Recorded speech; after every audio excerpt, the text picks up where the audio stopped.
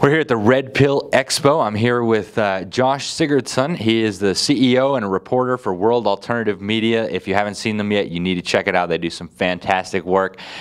So Josh, I saw you confronting the Prime Minister of Canada. Will you tell us a little bit about that? Yeah, sure. Well, it's a pleasure, by the way, to talk with you. And I have confronted the Prime Minister of Canada a few times, about 4 times. Twice I got tackled by police before I could get to him. First time I didn't get tackled amazingly, and amazingly didn't get tased for running up to him and yelling at him for Canada's version of the National Defence Authorization Act called Bill C-51 in Canada. But just recently I found out in the middle of the night, basically, from my girlfriend that Trudeau was in town the next morning at about 7 a.m. and I wasn't ready at all, but I didn't get much sleep. I didn't eat anything. I didn't have coffee. I ran as soon as I could the next morning to this daycare where he was doing a little speech and a photo op with children where he was playing with Play-Doh, which makes sense. I mean, that's kind of his audience.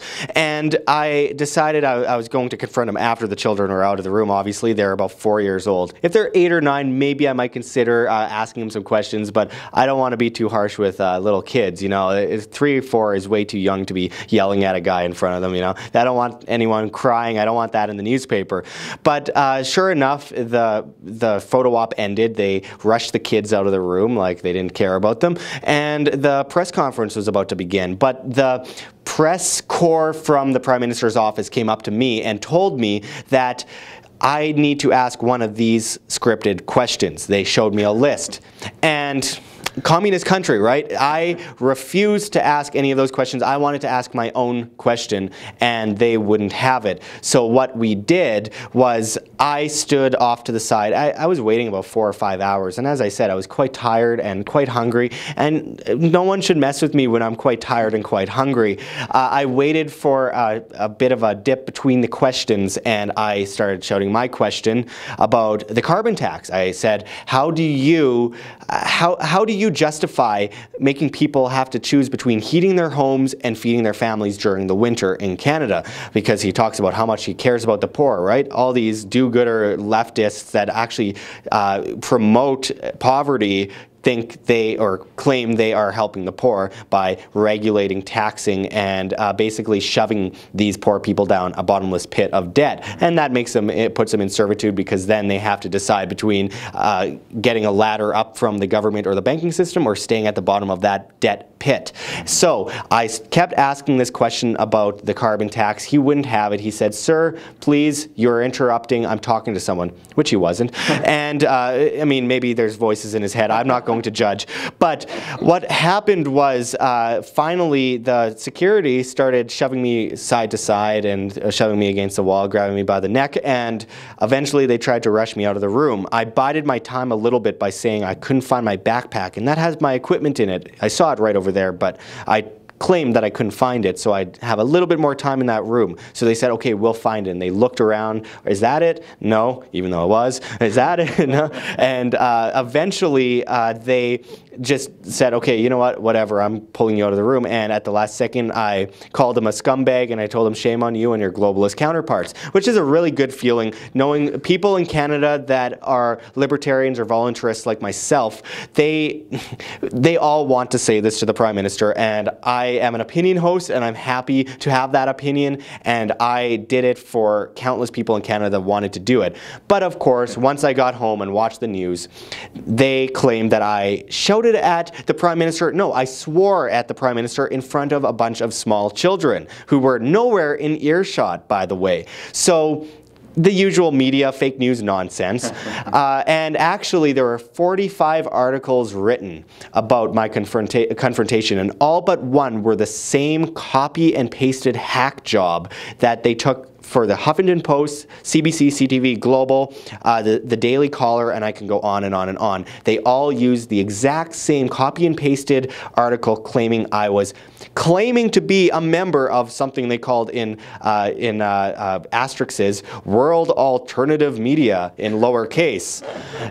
They could have spent 2 seconds Googling it. I'm sure they did. They just didn't want to give me too much of a plug. But it just goes to show not only how insidious the government is when it comes to their propaganda and their scripted answers and questions, but also how the media is entrenched within the government and works in order to promote whatever government is in power, and how they can make sure that this government is enabled to be propped up and popular among people, especially a government like the Liberal government in Canada, which has gotten away with everything but murder. And I'm not too sure about murder, but I am not going to get a slander charge. Wow, what a story. Very fake news. That's what Trump calls CNN, the very fake news media, and that is a very appropriate title. They're just absolute liars, and we actually saw that at this conference here.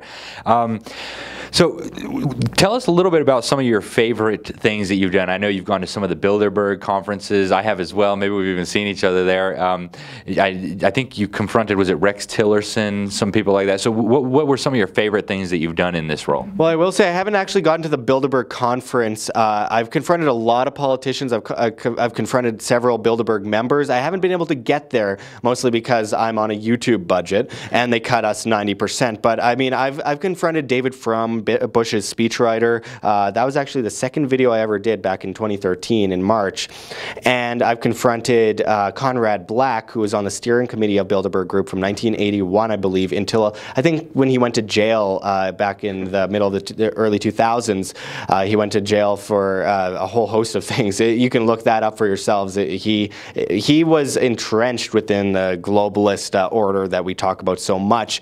And you know, David Frum claimed that David Rockefeller was one of the greatest men he'd ever met, and he was just a genius and a brilliant man and really kind-hearted. And he also claimed that the EU was created at Bilderberg, which is something that no other member has ever admitted to. So he was invited, interestingly enough, by Conrad Black. So I caught up with Conrad Black in December 2014 at a book signing of all things, and I held the floor for probably a good 20 minutes or so, much to the dismay of much of the audience, but I had to get my questions out, and I asked him about this, and he said, "Oh, that's nonsense. I've never heard such a thing." And then I started going into his friends Henry Kissinger and Zbigniew Brzezinski and how they want to create a world order, and he said, "They've never said that."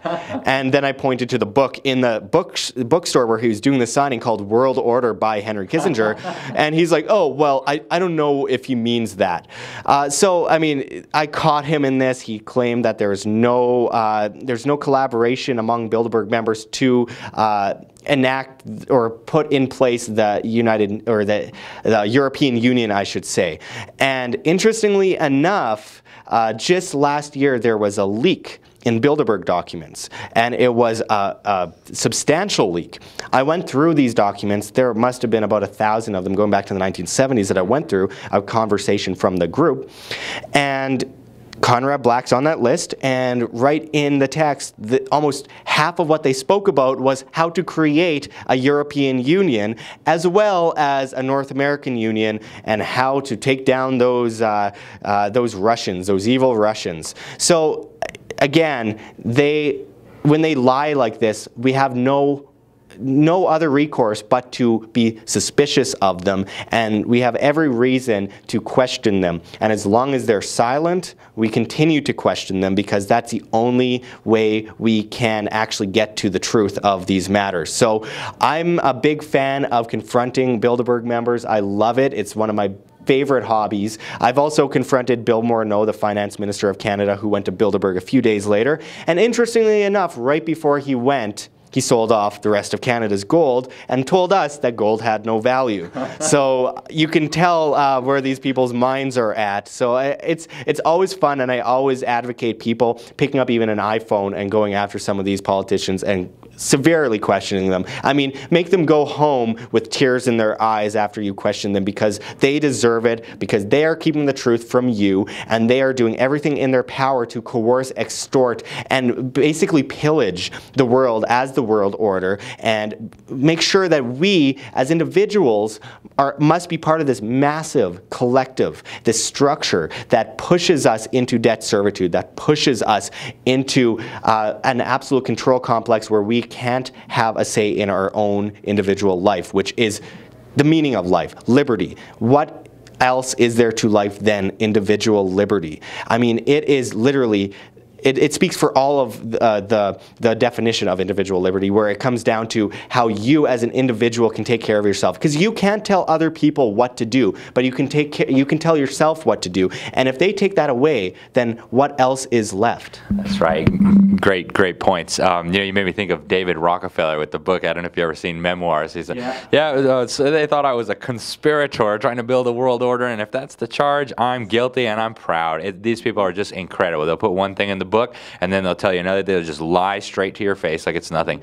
So what motivated you to get into this whole struggle? I mean, how did you get to where you are now? I just wanted to be the change I wish to see. I mean, it's as simple as that. It's that old Gandhi quote. And another quote that I'll bring up is from the Dalai Lama, that if you think that you as an individual don't have any power over world events, then tell yourself that when you're sleeping in a tent with a mosquito. Did that mosquito have power over you? Yes, he did. And I think that after a long time of watching other people do what I do, people like Luke Rudowski of We Are Change, Dan Dix of Press for Truth, I'm watching people do this, and I'm thinking, I really want someone in my locale doing this. And I waited, and I'm thinking, what am I waiting for? I'm an individual. I must be responsible for myself, because without responsibility, there is no liberty, and I must be the change I wish to see. So I picked up a camera. I went out. Like I said, second report I ever did was confronting David Frum, Bush's speechwriter, and I continued to do reports. I did interviews. I did whatever I could to get that message out. Now I do a lot of work with John Snyson, who's my economic analyst, and we just break down the pyramid from the monetary point of view, the market point of view, and then I also go into the political science of this and how we are being extorted and left for dead by these globalist scumbags. I think it's so important that people get out and just be the change they wish to see, because the more people wait, the more things are going to get bad, because waiting is just apathy, and apathy begets more evil, begets a bigger collectivist structure, and collectivism begets more collectivism. Absolutely. Well, hey, Josh, thanks for all that you're doing. Thanks for meeting with us, and I look forward to watching your work soon.